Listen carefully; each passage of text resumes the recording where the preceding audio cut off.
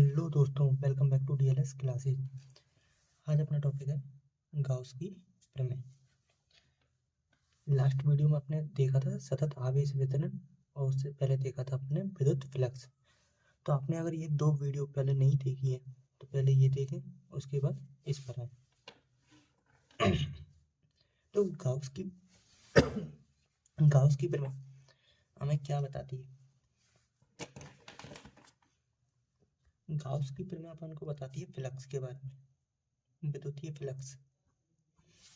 ठीक है, जो अपन ने फ्लक्स के दो फॉर्मूले पढ़े थे लास्ट टू लास्ट वीडियो में। वो पहला फॉर्मूला पढ़ा था अपन ने फाई क्यू बटे एप्सिलॉन नॉट, और दूसरा फॉर्मूला पढ़ा था अपन ने E vector dot D H vector. ठीक है, तो इन्हीं फॉर्मूलों को गाउस की प्रमेय में यूज किया जाता है। तो सबसे पहले प्रमेय क्या कहती है, प्रमेय की थोड़ी डेफिनेशन अपन देख लेते हैं। परिभाषा मान लो तुम, डेफिनेशन। तो प्रमेय क्या कहती है? सबसे पहले तो ये बंद सतह के लिए होती है, बंद सतह के लिए होती है गाउस की प्रमेय। समरूप सतह के लिए होती है और काल्पनिक सतह के लिए होती है।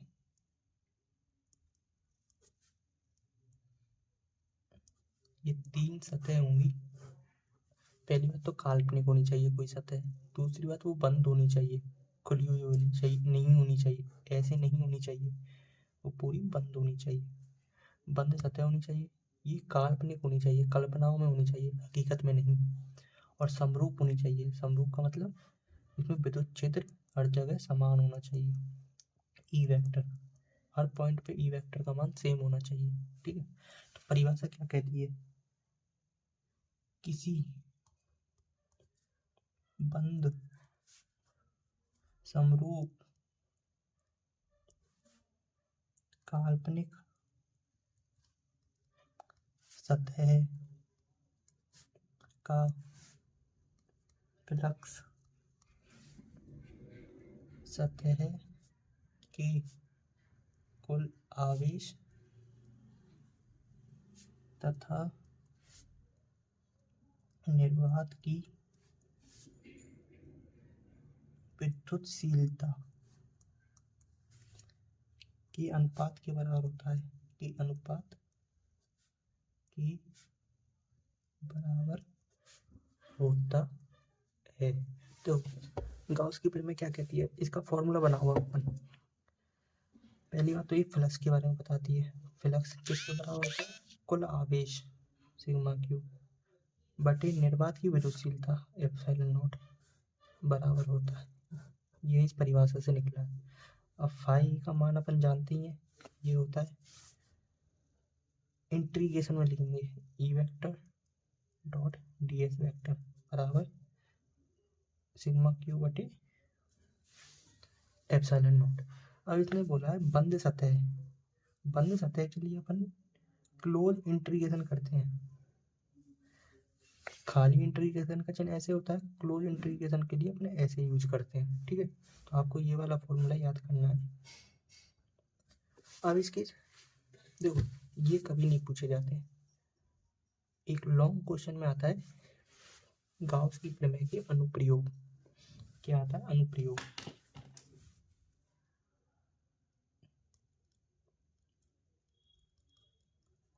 अनुप्रयोग आते हैं इसके, इसके टोटल 4 अनुप्रयोग है। एक एक करके अपन पढ़ते हैं। पहला,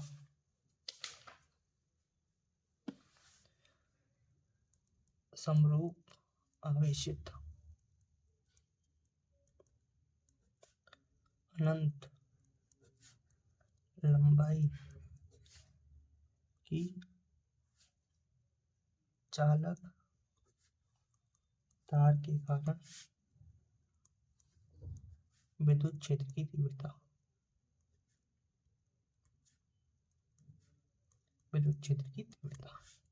पहला अनुप्रयोग यानी एक कोई अनंत लंबाई की चालक तार है, मान लो बहुत लंबी है, उसके कारण उसके आसपास विद्युत क्षेत्र बनेगा, चालक तार है, तो किसी पर्टिकुलर जगह पर विद्युत क्षेत्र कितना है वो अपन को ज्ञात करना है। ठीक है, तो है ना, मैं डायग्राम इसमें बनाऊंगा, समझाऊंगा भी यहीं से, लेकिन जो थ्योरी है वो आपको मैं नोट्स में से दिखाऊंगा। ठीक है, ये मेरे नोट्स हैं, इसमें से मैं आपको बताता हुआ चलूंगा।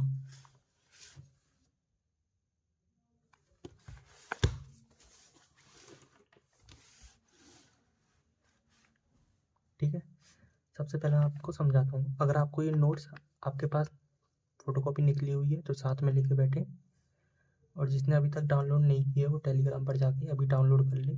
टेलीग्राम की लिंक बायो में दे रखी है, फ्री ऑफ कॉस्ट है, कोई पैसा नहीं है, डाउनलोड कर सकता है, मर्जी हो तो आपकी, नहीं तो यहाँ पढ़ा ही रहूँ, समझो। पर उसमें क्या है, जो मेरे नोट्स हैं उसमें प्रॉपर हिंदी लिखी हुई है, यहाँ पे मैं केवल समझा रहा हूँ, आपको अल्टीमेटली लिखना तो बोर्ड में है, तो उस हिसाब से नोट्स इज बेस्ट।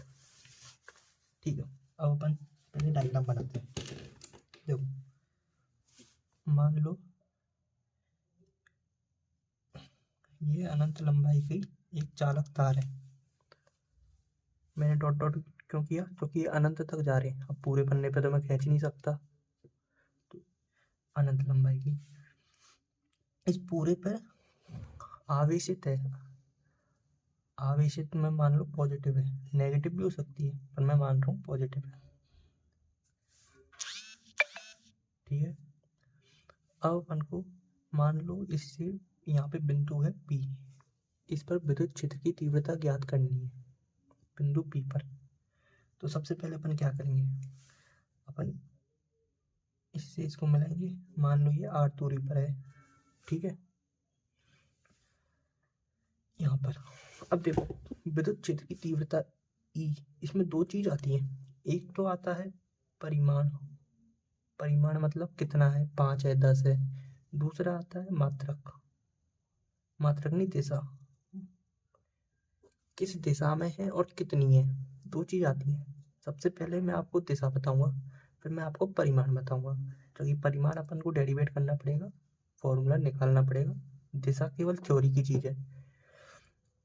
देखो दिशा निकालने के लिए अपन को क्या करना है, अपन को ये जो मध्य बिंदु है इसको O नाम दे देता हूँ मैं, O से ऊपर व नीचे, अब ये तो अनंत लंबाई की है, और कोई भी चीज़ अपन अनंत लंबाई पे नहीं पता कर सकते, जो कि कितनी लंबी है नहीं पता कर सकते, तो अपन को क्या करना है, मानना है, मैथ में मानते हैं ना एक्स, ऐसे ही यहाँ पे मानना है कि यहाँ से 0 पॉइंट से यानी मध्य बिंदु से ऊपर में नीचे समान दूरी पर अपन कल्पना करते हैं दो बिंदुओं की, बिंदु नहीं है ये छोटी छोटी लेंथ है, इसको DL1 नाम दे दिया मैंने, इसको DL2 दे दिया, इस वाले भाग को। ठीक है, ये 2 पॉइंट हो गए, तो अपन पहले इसके कारण और इसके कारण बिंदु P पर विद्युत क्षेत्र की तीव्रता निकाल लेंगे, फिर उसी फॉर्मूले में रखकर और सारे मानों को किसी भी पॉइंट पर निकाल सकते हैं, वो कैसे मैं बाद में बताऊंगा, पहले दिशा देखते हैं। तो वो दिशा कैसे देखेंगे, E का फॉर्मूला क्या होता है, E कैसे निकालते हैं, सबसे पहले तो जिस पे भी E निकालना है उसको लंबवत रेखा खींच दो, यहाँ पे न्यूनतम दूरी मिलाती है उस पॉइंट से। अब देखो ये पॉजिटिव है, और यहाँ पे अपन परीक्षण आवेश लाते हैं विद्युत क्षेत्र की तीव्रता निकालने के लिए, तो यहाँ पर इस दिशा में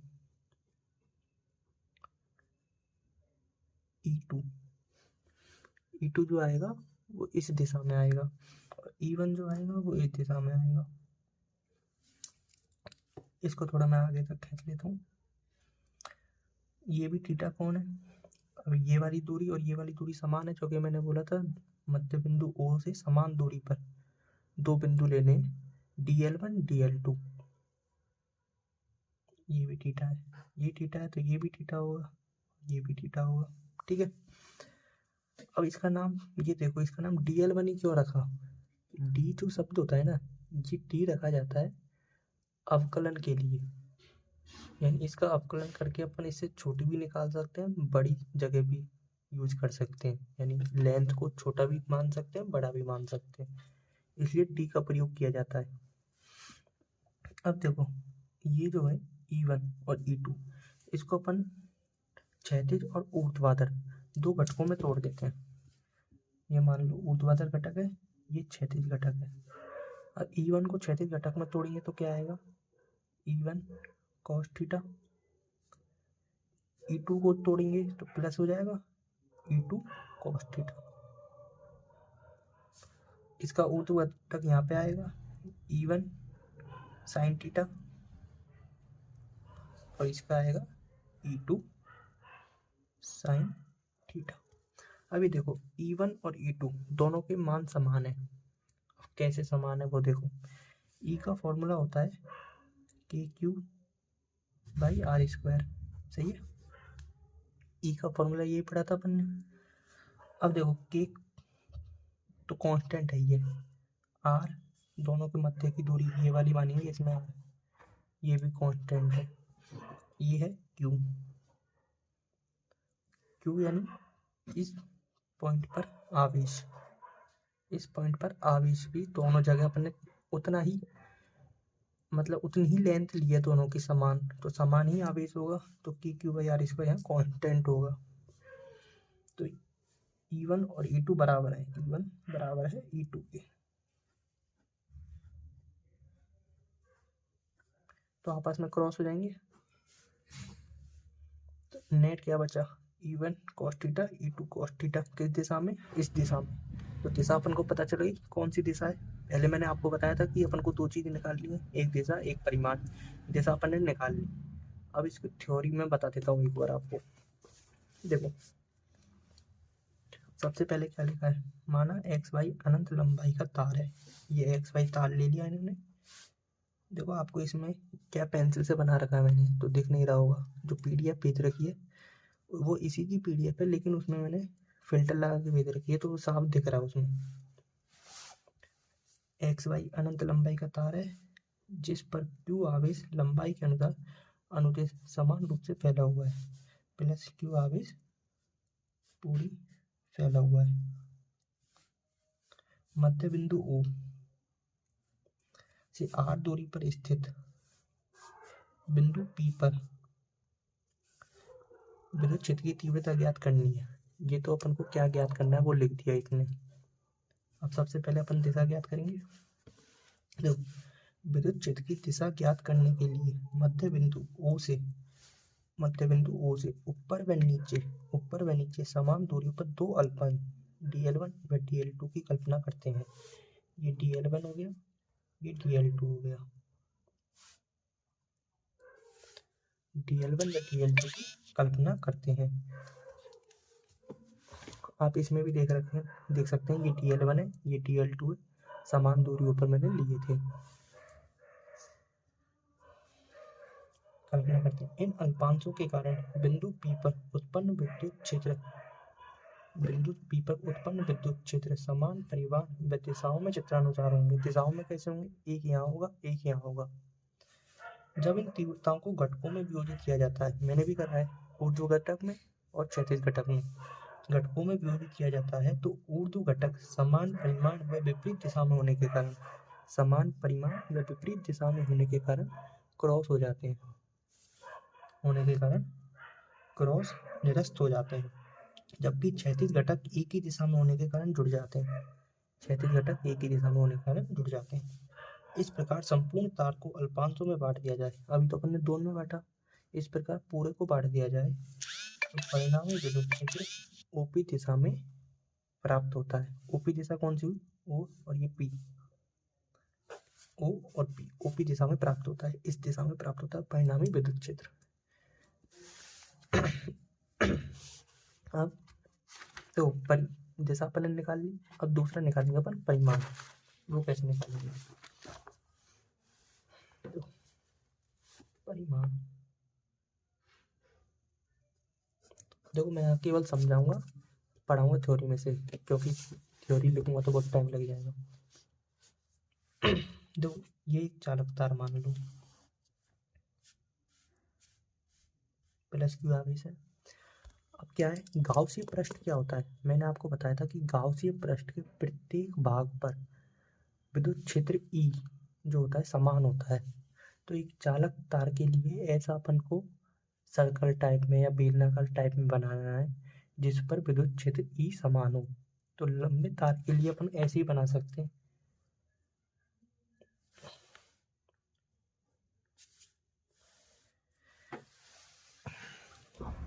ये बन जाएगा, बेलन बन गई एक तरीके से ये। तो दूरी यहाँ से यहाँ तक की समान है, यहाँ से यहाँ तक की समान है, तो प्रत्येक बिंदु पर विद्युत क्षेत्र इस बिंदु पर, इस बिंदु पर, इस बिंदु पर विद्युत क्षेत्र समान ही रहेगा। अब देखो परिमाण निकालना है तो अपन 3 जगह निकाल सकते हैं, पहला यहाँ पे, दूसरा यहाँ पे, तीसरा यहाँ पे, और कुल परिमाण निकालना है तो तीनों जुड़ जाएंगे। अभी देखो ई वेक्टर की दिशा इस दिशा में है, यहाँ पे भी ई वेक्टर इसी दिशा में रहेगा, यहाँ पे भी ई वेक्टर इसी दिशा में रहेगा, समझिए। अब आएगा डीएस वेक्टर। फ्लक्स की वीडियो में मैंने बताया था आपको डीएक्स वेक्टर कैसे निकालना है, वो निकालना है सतह के लंबवत। ये सतह है तो इसके लंबवत होगा डीएस वेक्टर, ठीक है। ये सतह है तो इसके लंबवत यानी इस दिशा में होगा डीएस वेक्टर, यहाँ पे इधर होगा डीएस वेक्टर, ठीक है। ये हो गया। अब अपन को गाउस की प्रमेय लगानी है। गाउस की प्रमेय क्या कहती है, close integration E vector dot DS vector बराबर होता है सिग्मा क्यू बटे epsilon naught.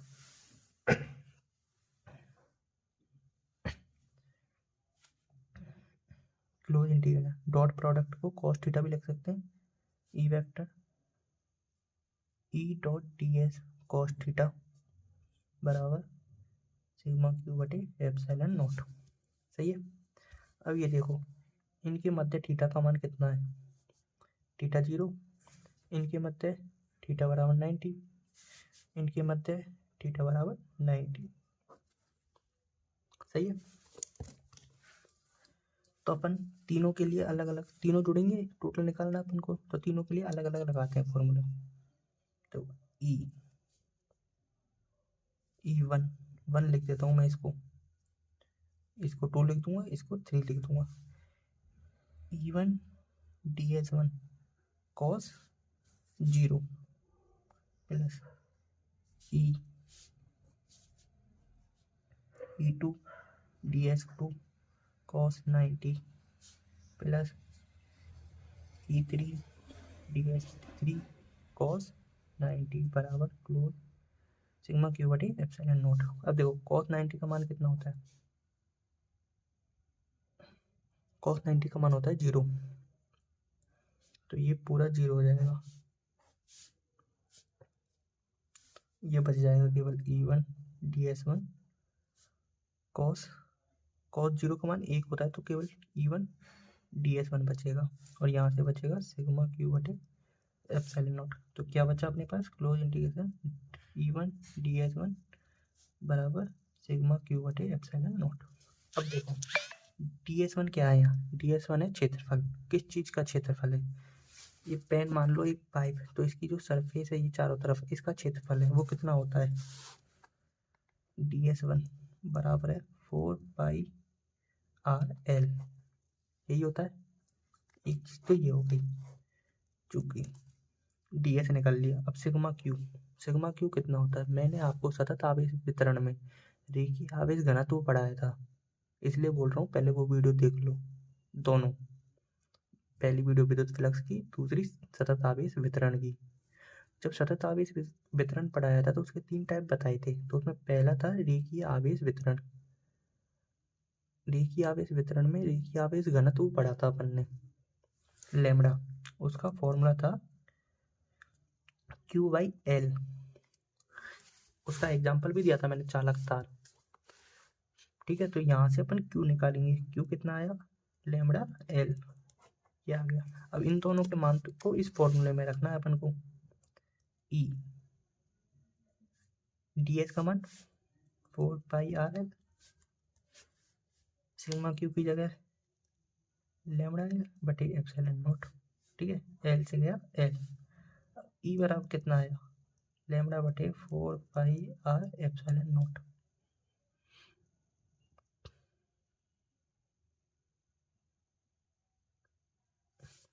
Four pi R L नहीं होता भाई, 2 पाई आर एल होता है। 4 पाई आर एल किसका होता है, 4 पाई आर एल होता है गोले का, इसका होता है 2 पाई आर एल। आप देख लेना, ये हो गया 2 पाई आर एल। अब यहाँ पे अपन को ऊपर नीचे दो दो का गुना करना है, तो ये क्या हो गया, 2 लैम्डा बटे 4 पाई आर एप्सिलॉन नॉट, सही है। और चूंकि अपन जानते हैं के बराबर होता है 1 बटे 4 पाई एप्सिलॉन नॉट, मैंने फर्स्ट वीडियो में बताया था इस चैप्टर की में।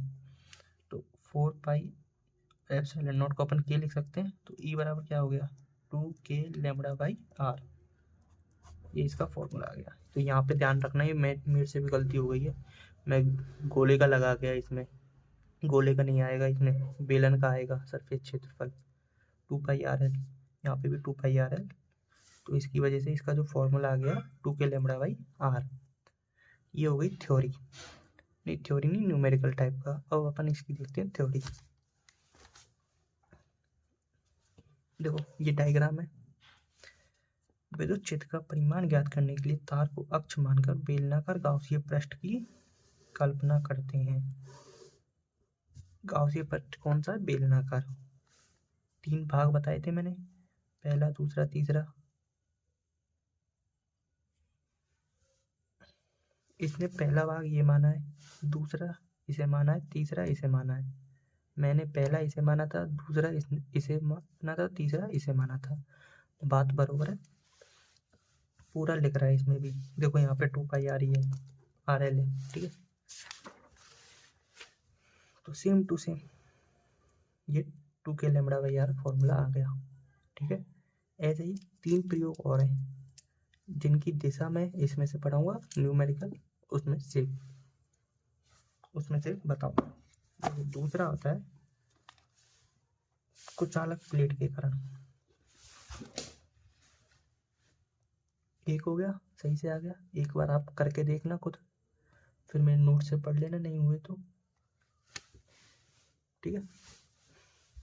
अब आता है समरूप आवेशित अनंत विस्तार की कुचालक प्लेट के कारण ई, ठीक है, कुचालक प्लेट के कारण ई। पहले मैं डायग्राम बनाता हूँ।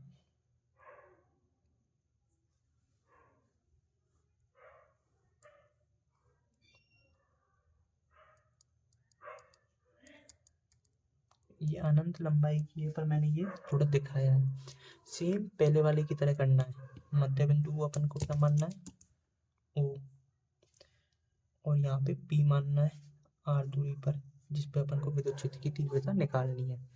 अब उसमें क्या करा था अपन ने, ऊपर व नीचे 2 अल्पांश माने थे, जिनको अपन ने dl1 dl2 नाम दिया था। मानने इसमें भी अल्पांश ही है, लेकिन ये प्लेट है तो इसमें क्षेत्रफल आएगा। उसमें तो लंबाई आ गई थी, इसमें क्षेत्रफल आएगा, तो इसका नाम रख देंगे अपन dA1 dA2। अब वही रखना है, इन दोनों को मिलाना है। ये E2 वेक्टर इस दिशा में, E1 वेक्टर इस दिशा में, 2 घटकों में विभाजित करना है। ये होगा, ये थीटा कौन होगा, सेम फर्स्ट वाले की तरह ही है, E1 cos theta plus E2 cos theta, ये E2 sin थीटा, ये E1 sin थीटा। सेम उसी तरह E1 व E2 दोनों बराबर है, तो ये दोनों कट जाएंगे और ये दोनों जुड़ जाएंगे, ठीक है। तो इसकी दिशा क्या हो जाएगी, दिशा हो जाएगी ओपी डायरेक्शन में, ओपी, ओ ये रहा, पी ये रहा, ओपी डायरेक्शन। एक बार हिंदी देख लेते हैं इसकी भी। देखो माना ए बी सी डी अनंत विस्तार की कुचालक प्लेट का एक छोटा सा हिस्सा है जिस पर प्लस क्यू आवेश संपूर्ण सतह पर समान रूप से फैला हुआ है। प्लस क्यू आवेश समान रूप से फैला है। ओ से r दूरी पर स्थित बिंदु P पर विद्युत क्षेत्र की तीव्रता ज्ञात करनी है। तो सबसे पहले दिशा ज्ञात करेंगे, है ना। विद्युत क्षेत्र की दिशा ज्ञात करने के लिए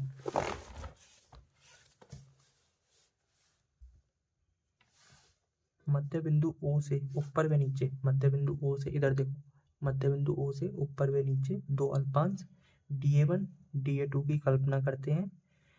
इन अल्पांशों के कारण बिंदु P पर विद्युत क्षेत्र की तीव्रता चित्रानुसार दी गई है। मैं इसमें से पढ़ता जा रहा हूँ, यहाँ दिखाता जा रहा हूँ हाथ से। चित्रानुसार दी गई है। जब इन तीव्रताओं को घटकों में वियोजित किया जाता है, ये क्षैतिज घटक, ये ऊर्ध्वाधर घटक, तो ऊर्ध्व घटक समान परिमाण व विपरीत दिशा में होने के कारण क्रॉस हो जाते हैं व क्षैतिज घटक एक ही दिशा में होने के कारण जुड़ जाते हैं। अगर संपूर्ण प्लेट को अल्पांशों में बांट दिया जाए तो जो विद्युत क्षेत्र की तीव्रता होगी उसकी दिशा ओपी दिशा में होगी। ठीक है, ये हो गया अपना, ये तो हो गया अपनी दिशा। अब आता है अपना परिमाण। ठीक है, वो कैसे निकाल, परिमाण निकालने के लिए दोबारा डायग्राम बनाता हूँ।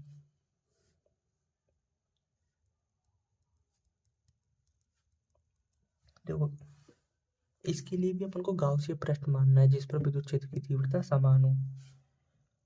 तो अपन इसके लिए गाउसीय पृष्ठ आएगा ऐसे।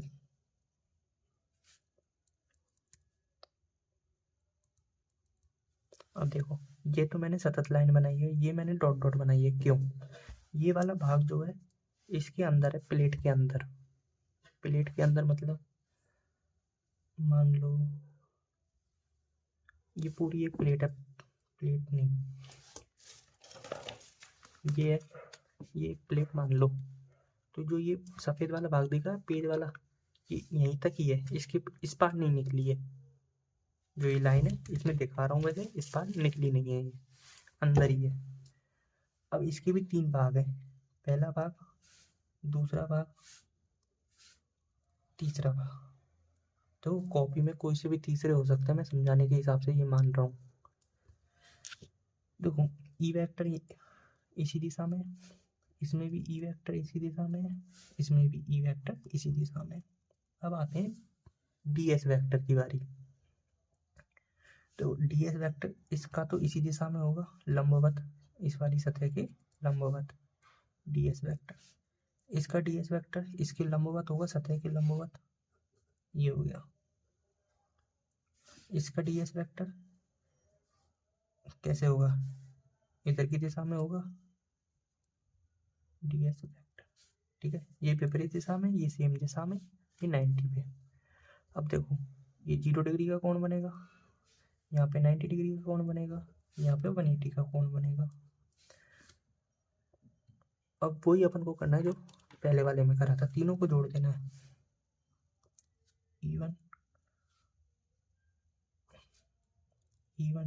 ds1 cos 0 प्लस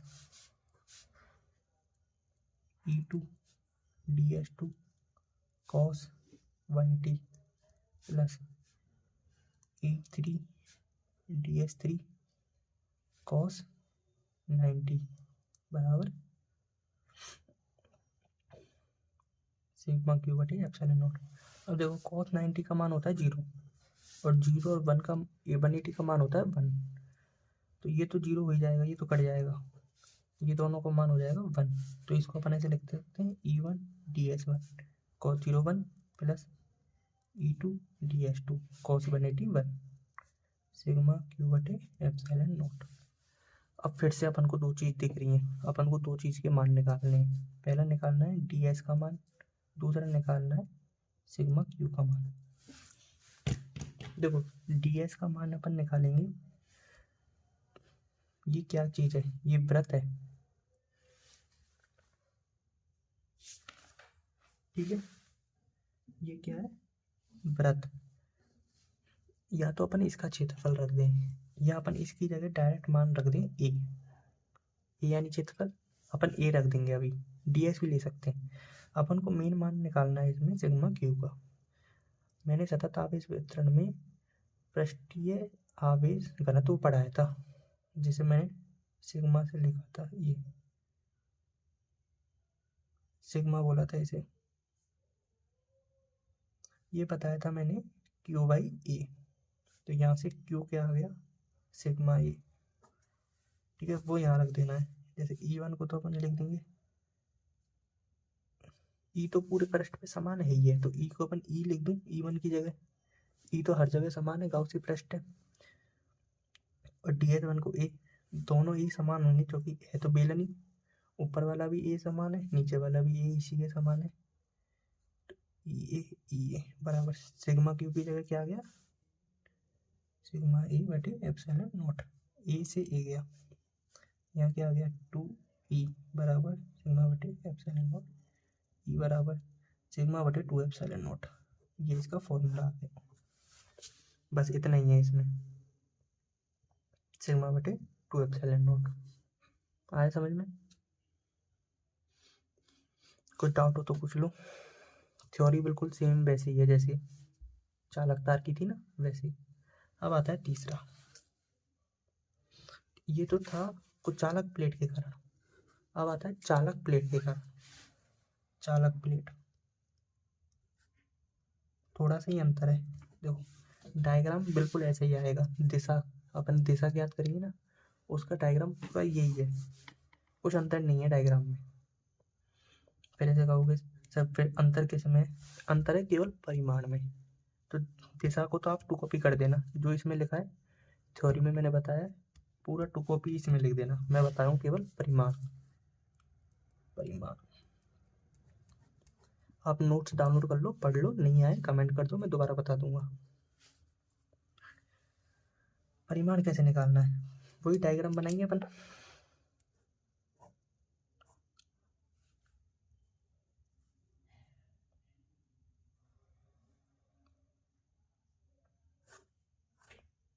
ये भी डॉट है, वही 3 चीज, पहला दूसरा ये तीसरा। ई वेक्टर इधर, E vector, E vector, ds vector, ds vector, ds vector. सही है। इसमें 0 डिग्री का कोण, इसमें 90 डिग्री का कोण, इसमें 180 का कोण। ठीक है। अब अंतर कहाँ आता है? अंतर आता है इसमें भी, अंतर आता है। देखो कैसे आएगा, ये फॉर्मूला दोबारा लिखते हैं। Close integration E vector ds vector cos 0 plus integration E2 ds2 cos 180 plus close integration E2 ds2 cos 90 बराबर सिग्मा क्यू बटे एप्सिलॉन नॉट। देखो 90 ये तो 0 हो ही गया, पूरा ये कट गया। और इसमें 180 वाला है ना, ये भी 0 हो जाता है, ये भी 0 हो जाता है। अब क्यों होता है पहले ये समझो, ये 0 क्यों होता है? देखो यहाँ पे E बराबर 0 है। अब आप कहोगे सर अपन ने तो ये ऐसा प्रश्न माना था जिसके प्रत्येक बिंदु पर विद्युत क्षेत्र का मान समान हो। गाउसी प्रश्न यही था जो आपने परिभाषा बताई थी। देखो मैं बताता हूँ, चालक प्लेट में मैंने आपको फर्स्ट या सेकंड वीडियो में बताया था, चालक में जो आवेश होता है, जैसे इसको, वैसे तो ये क्यूब है, इसको आप एक तरीके से प्लेट मानो, बहुत चलो यही ले लेते हैं, ये एक प्लेट है, मान लो ये एक प्लेट है, इसको प्लेट मानो। तो इस प्लेट में जो आवेश होगा वो सतह पर होगा, यानी ये जो हरा वाला भाग दिख रहा है ना, इस पर होगा। जो ये वाइट वाला भाग है इस पर नहीं होगा। ये मेरे नोट्स है MBBS फर्स्ट ईयर के, तो इसको ध्यान में मत दो। ठीक है, ये जो वाइट वाला भाग है इसके अंदर जो है, इसके अंदर कोई भी आवेश नहीं होगा। और ये वाली जो लाइन है ये इसके आर पार तो जा नहीं रही, ये अंदर तक, ये सफेद भाग तक ही अटक रही है। तो अंदर जब आवेश ही नहीं है तो विद्युत क्षेत्र कहाँ से आएगा? सही है। चालक में आवेश कहाँ पे होता है? सतह पर, अंदर नहीं होता, इस सफेद वाले भाग पर नहीं होगा।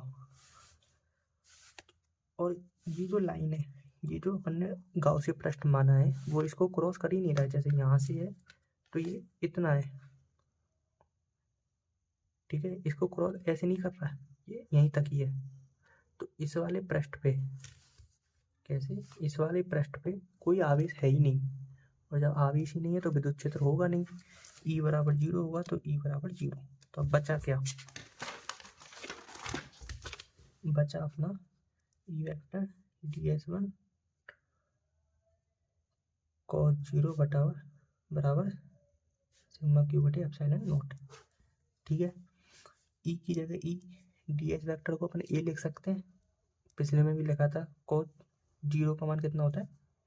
1। ठीक है, सिग्मा क्यू को क्या लिखेंगे?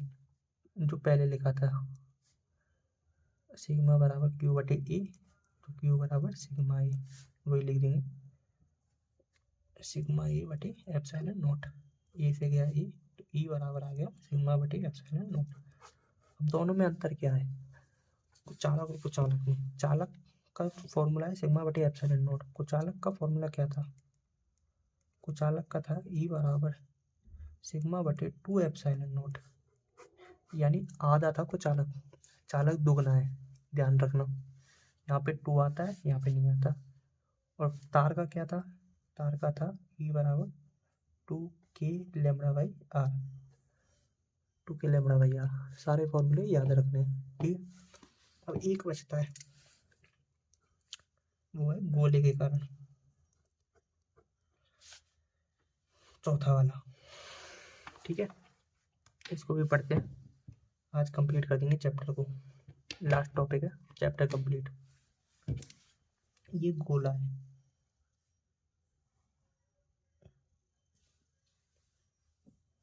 ठीक है, इस गोले के कारण निकालना है। गोला है, ठोस गोला नहीं है, गोलीय कोश है। गोलीय कोश मतलब खोखला गोला। तो खोखले गोले में आवेश कहाँ पे होता है? सतह पर, ठीक है, सतह पर, मध्य बिंदु। अब इसमें 3 चीज बन सकती है। एक अपन यहाँ पे निकालें, यानी सतह से बाहर। दूसरा अपन सतह पर निकालें विद्युत क्षेत्र। तीसरा अपन निकालें सतह के अंदर। 1 बाई 1 करके तीनों निकालते हैं। पहला निकालते हैं सतह के बाहर।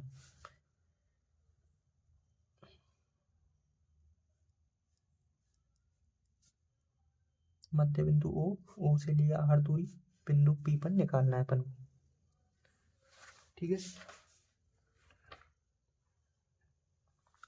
अब इसके लिए अपन एक गाउसीय पृष्ठ की कल्पना करेंगे। ये होगा गाउसीय पृष्ठ, जिसके प्रत्येक बिंदु पर विद्युत क्षेत्र की तीव्रता समान है, ठीक है। ये रहा, यहाँ पे अपन ने एक अल्पांश मान लिया, इस पर निकालना है अपन को। तो इस पे निकालना है, तो दिशा कौन सी होगी? दिशा तो यही होगी जो पहले बताया, सेम वही लगेगा। पर इसमें कभी दिशा पूछता ही नहीं है, इसमें पूछता है केवल परिमाण। तो परिमाण कैसे निकालेंगे? परिमाण का अपने पास एक ही फॉर्मूला है, गाउस की प्रमेय। क्या कहती है? Close integration E vector dot ds vector ds cos theta बराबर सिग्मा क्यू बटे एप्सिलॉन नॉट। ये कहती है cos थीटा का मान कितना है? ई वेक्टर भी इसी दिशा में है, और जो ds वेक्टर है, ds वेक्टर हर जगह लंबवत होता है गोले में, तो इसमें भी लंबवत होगा इसी दिशा में। ds वेक्टर cos थीटा का मान 0 है, तो यहाँ से आ गया ई इंटू ds बराबर सिग्मा क्यू बटे एप्सिलॉन नॉट। अब तो ये थोड़ी गलती हो गई थी। अब देखो, ई डॉट डी एस बराबर होता है सिग्मा क्यू बटे एप्सिलॉन नॉट। अब अपन को 2 चीज निकालनी है, एक डी एस का मान, एक क्यू की जगह क्या रखें। तो इसमें तो अपन क्यू की जगह केवल क्यू ही रखते हैं, और डी एस की जगह गोले का क्षेत्रफल कितना होता है? 4 पाई आर स्क्वायर, यही होता है, रख देते हैं। ई की जगह ई आ गया, इंटू 4 पाई आर स्क्वायर बराबर क्यू बटे एप्सिलॉन नॉट, रख दिया। ई अपन को निकालना है, क्यू बटे 4 pi are square epsilon not. इससे आप क्या जानते हो, 1/4 पाई एप्सिलॉन नॉट, कुछ याद आया? के बराबर 1/4 पाई एप्सिलॉन नॉट। ई बराबर, इसकी जगह के रख दूं, के क्यूब है आर स्क्वायर। ये आ गया अपना, ये आ गया सतह से बाहर। अब अपन को चाहिए सतह पर, यहाँ पर तो तो ये आर का मान कम हो जाएगा। कम कितना होगा, इसकी त्रिज्या के बराबर हो जाएगा। त्रिज्या को मान लो मैं कैपिटल आर लिख देता हूँ। तो दूसरा पॉइंट बनेगा, पहले तो हो गया बाहर, दूसरा हो गया सतह पर। सतह पर क्या होगा इसका फॉर्मूला, ई बराबर के क्यूब है कैपिटल आर स्क्वायर। या कैपिटल आर क्या है, त्रिज्या। सही है। अब तीसरा आता है अंदर। अंदर फॉर्मूला क्या होगा, अंदर होगा ई बराबर 0। रीजन, रीजन इसलिए मैंने बोला था ये गोलीय कोस है। कोस मतलब अंदर से खोखला, खोखला है तो आवेश है नहीं अंदर। और जब अंदर आवेश ही नहीं है, जब अंदर आवेश ही नहीं है तो ये पूरा क्या होगा, ई 0 होगा। अब इसका एक डायग्राम बनाते हैं अपन। किसका, खत्म तो हो गया, आप कहोगे किसका डायग्राम? डायग्राम मतलब ग्राफ। यहाँ पे किस चीज का ग्राफ बनाते हैं, गोले का। गोले के 3 टाइप थे, तीनों टाइप को अपन एक ही ग्राफ में दिखाना चाहें तो कैसे दिखाएंगे, वो बनाते हैं। देखो यहाँ पे अपन ले लेते हैं ई वेक्टर, यहाँ पे अपन ले लेते हैं दूरी आर। अब इस दूरी को 3 भागों में डिवाइड कर देते हैं अपन।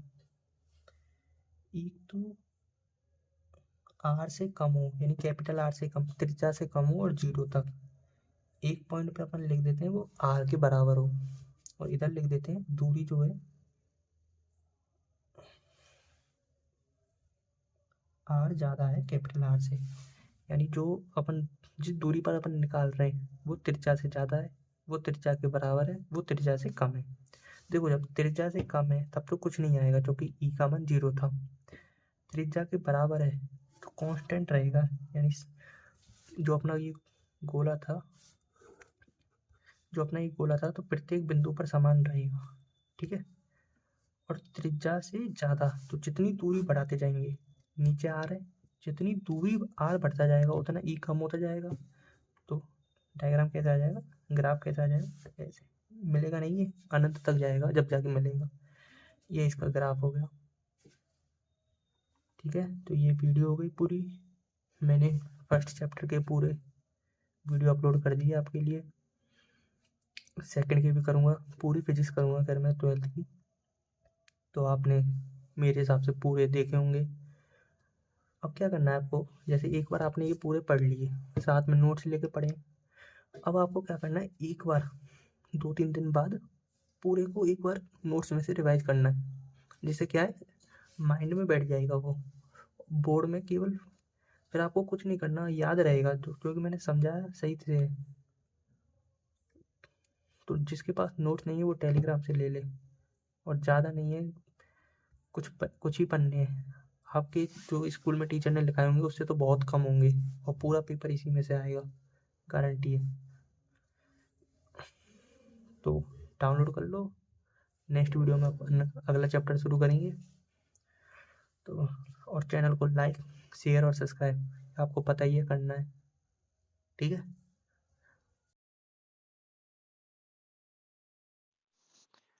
देखो आपको पीडीएफ निकालने के लिए सबसे पहले आपके यूट्यूब पे जाना है। यूट्यूब पे जाके आपको वीडियो निकाल लेनी है मेरी, कोई सी भी वीडियो निकाल लो, उसमें मोर पे जाके, यहाँ पे मोर पे जाना है। और फिर मोर पे क्या है, टेलीग्राम की लिंक दे रखी है, टेलीग्राम की लिंक पे आपको क्लिक करना है। ये मैंने क्लिक किया, अभी टेलीग्राम पे ओपन हो जाएगा चैनल, डायरेक्ट चैनल ओपन हो गया। यहाँ पे आपको सर्च करना है, जैसे कि आपको कोई भी पीडीएफ, या तो आप सर्च कर सकते हो यहाँ से, या आपको पहले पहले देखो ये वैद्युत आवेश अच्छी तरह दिख रहा है ना, पीडीएफ दिख रही है, तो इस पर क्लिक करना है।